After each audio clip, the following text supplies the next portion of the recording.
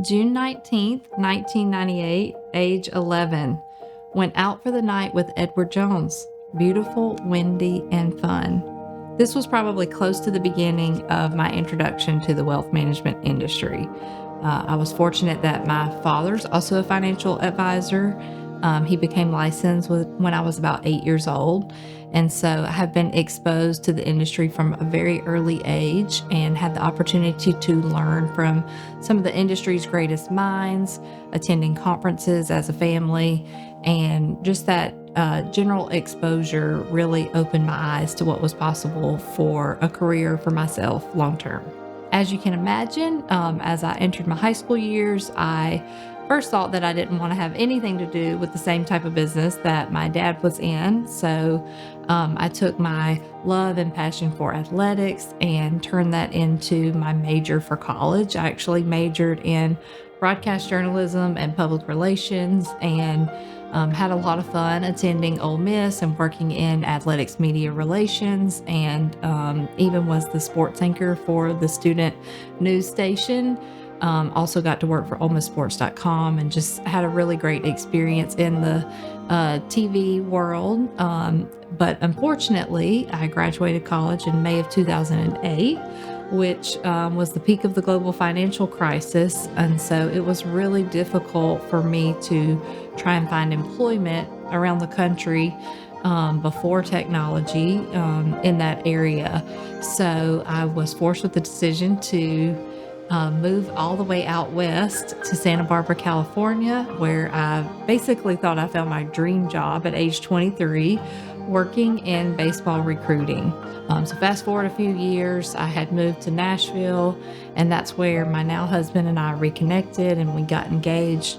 I had a conversation with my dad, and he was willing to let me join his firm and sponsor me to get my investment license. And it was a much more appropriate time in my career. And I'm so grateful that he allowed me that opportunity. And so I've been a licensed financial advisor now since 2014.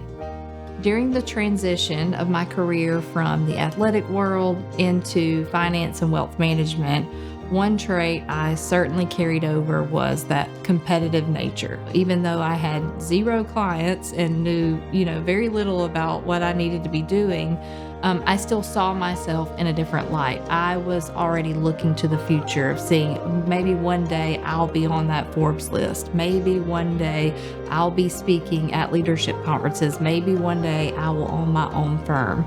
And so really having that vision from day one and knowing that, hey, I can still achieve those longer term goals. I just need to have a plan in place. It just really started from the beginning for me. Fortunately, I made it through life about 35 years with what I call rose-colored glasses on.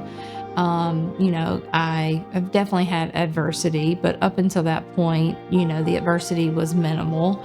Over the last 5 years, a lot has changed. A dynamic shift in partnerships. The loss of my sister, Nikki, was a very traumatic experience for me. And so my perspective has really changed, and I've noticed a difference in my relationships with my clients.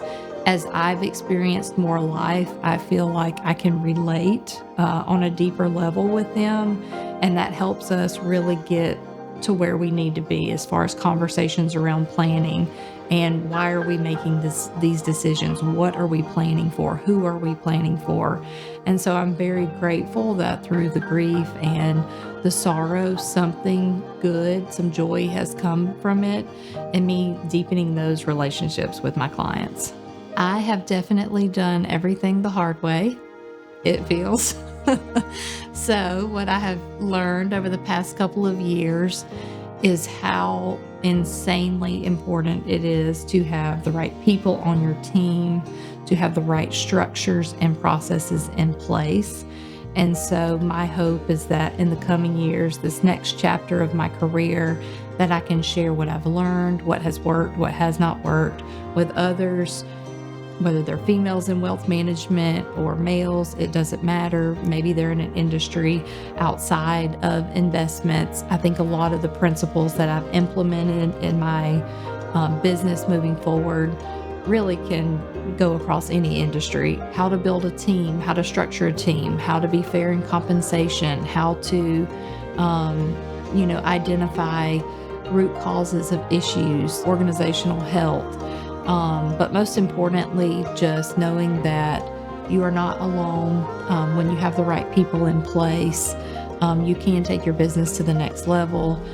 You can take your client experience to the next level. And so it has been the joy of my life to create that, and now kind of start to see the fruits of the labor manifest. I definitely feel like I'm exactly where I'm supposed to be. I am using the gifts that God gave me to help others.